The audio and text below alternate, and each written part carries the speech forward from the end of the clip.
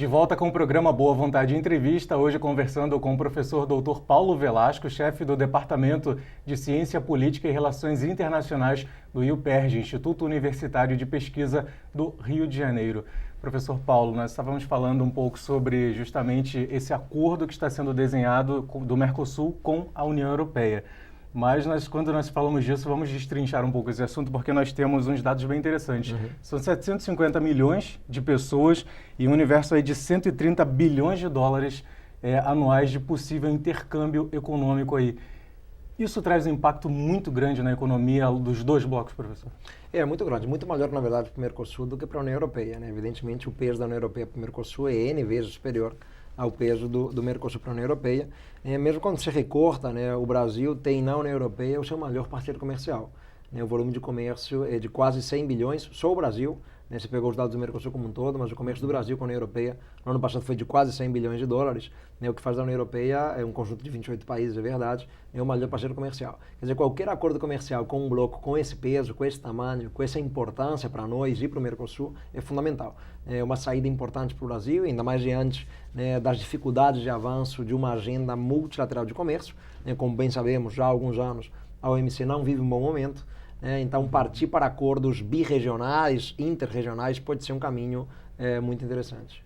Agora, o que atravanca ao desenvolvimento, digamos assim, um andar justamente desse acordo entre esses dois polos econômicos? Há algumas incongruências, incompatibilidades do ponto de vista temático na negociação. Né? Alguns temas que interessam muito à União Europeia não interessam tanto assim ao Brasil ou são sensíveis para o Brasil. Né? Então, interessa à União Europeia avançar em áreas como, por exemplo, produtos manufaturados ou comércio de serviços, né? Onde o Brasil é um pouco mais defensivo, né? Até porque tem que se preocupar, claro, com a capacidade da sua produção nacional diante da concorrência de mercadorias europeias. Né? O setor de serviços também é um setor estratégico para os europeus e o Brasil também não é tão competitivo assim no setor de serviços, tirando um ou outro caso excepcional, mas não é tão competitivo, via de regra, no setor de serviços. E, na via contrária, né, preocupa muito a União Europeia a postura do Brasil e do Mercosul de um modo geral na área de agricultura. Né? São atores muito competitivos, o Brasil é um dos maiores exportadores mundiais de carne, por exemplo, e nós sabemos que desde a década de 60 existe na Europa a política agrícola comum, que é toda a base do protecionismo europeu. Protecionismo não apenas a partir de tarifas e cotas, que são cada vez menos comuns, mas a partir, por exemplo, de aplicação muito rigorosa de medidas sanitárias e fitossanitárias, que é o que prejudica muito a entrada de carnes brasileiras, por exemplo. Nós temos também uma política de subsídios muito agressiva na União Europeia, né? Subsídios ao produtor, subsídios ao exportador europeu, que acaba criando muitas vezes artificialidades. Né? Então são subsídios trade distorting, né? Que distorcem o comércio.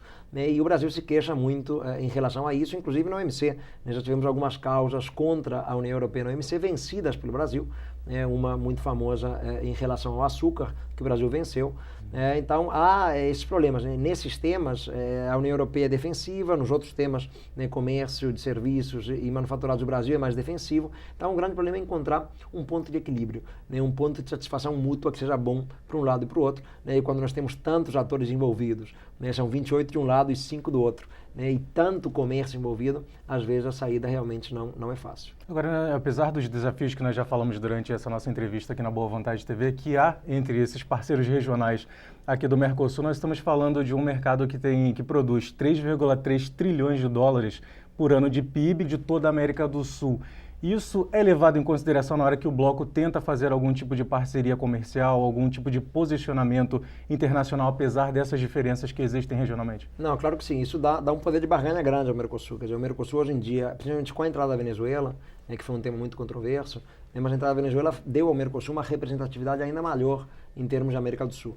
Então, representamos boa parte da economia sul-americana. Então, quando o Mercosul se posiciona numa negociação multilateral ou birregional, que seja, né, ele vem com uma credencial muito forte de responder por boa parte da economia sul-americana, né, de ter as duas grandes economias sul-americanas, né, Brasil e Argentina. Né, então, tudo isso, de fato, a Venezuela também com com a terceira economia, às vezes a quarta, né, isso ela se reveja um pouquinho com a Colômbia, né, sul-americana. Então, é um bloco representativo. Né, isso dá ao conjunto de países um poder de barganha bastante grande na hora de negociar, não só com a União Europeia, mas podemos pensar também no OMC, eventualmente uma negociação, por exemplo, com os Estados Unidos. Né? Então, o Mercosul é realmente o bloco que atrai. Até porque se fosse um país, geraria aí uma quinta economia do mundo, que é um valor muito grande. Agora, diante de uma crise mundial que afetou o mundo inteiro, não somente o bloco da América do Sul, como é que nós temos nos saído na condição de Mercosul, apesar a crise já tem passado, tem arrefecido, digamos assim, mas ainda apresenta algum tipo de reflexo. Como é que o Mercosul tem se saído no meio dessa crise?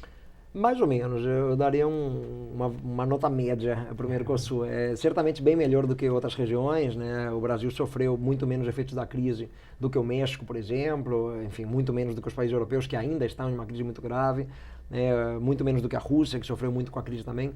Então, os países da América do Sul sofreram menos, mas se você avaliar o ritmo de crescimento do PIB, tanto no Brasil quanto na Argentina, que são as duas maiores economias do Mercosul, tem sido um ritmo muito lento de crescimento. O Brasil, a Dilma inclusive criou a expressão PIBinho.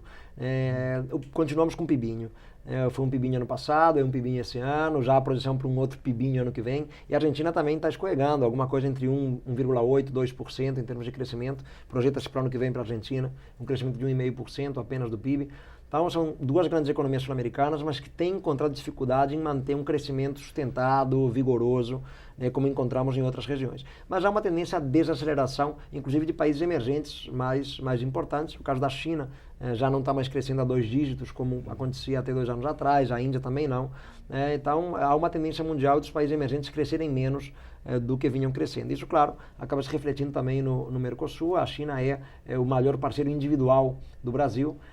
Então a China crescendo menos, demanda menos, então tudo isso acaba tendo reflexos, mas não sofremos tanto com a crise, voltando à tua pergunta, agora também não passamos incôlumes pela crise, houve um efeito, houve repercussões, enfim, inclusive na questão cambial também, você vê a grande oscilação da moeda americana, ela levou primeiro a uma grande valorização do real, agora o real desvalorizou de novo, quer dizer, tudo isso cria algumas incertezas em termos de comércio.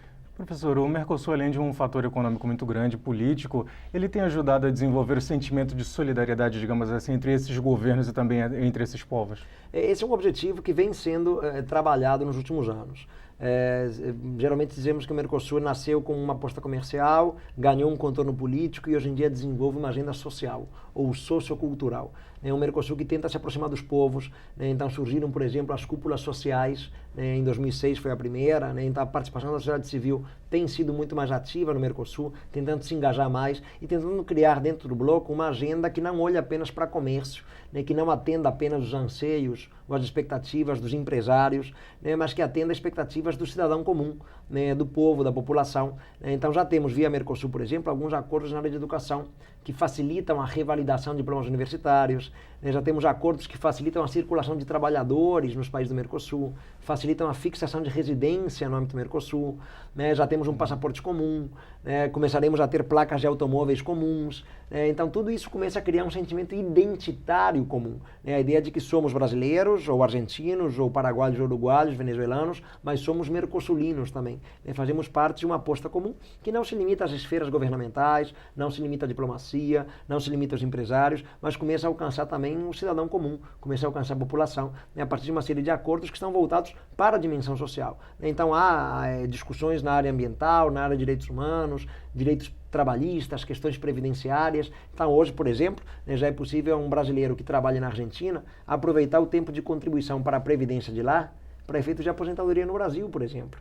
Então isso já começa a criar uma cultura mais comum mesmo, em termos de identidade mercosulina e por aí vai. É um avanço interessante. Agora, o que nós podemos esperar nos próximos anos do Mercosul, por exemplo? É difícil fazer previsões, em política internacional é sempre difícil, não temos bola de cristal, mas o que se espera é que de fato amadureça esse Mercosul social. A expectativa é que o Mercosul comercial volte a recuperar a força que já teve um dia, porque não tem mais, Quando a gente olha, por exemplo, para 98, 17% de tudo que o Brasil exportava para o mundo era para o Mercosul. Hoje em dia é algo que gira em torno de 10,5% a 11%.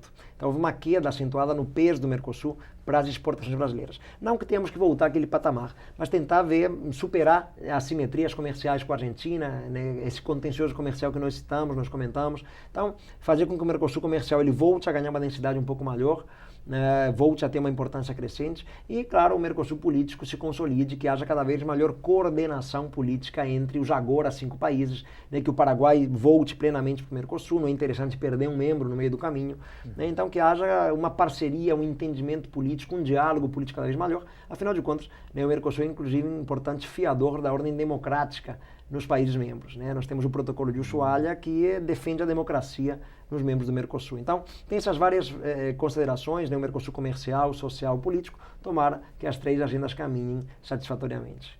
Professor Paulo, gostaria de agradecer mais uma vez a sua presença aqui no programa Boa Vontade Entrevista. O senhor é convidado a voltar em outras vezes. Foi um prazer. Nós conversamos aqui na Boa Vontade TV falando sobre Mercosul com o professor doutor Paulo Velasco, chefe do Departamento de Ciência Política e Relações Internacionais do IUPERJ, o Instituto Universitário de Pesquisa do Rio de Janeiro. E você segue na audiência da Boa Vontade TV, a TV que faz bem a você.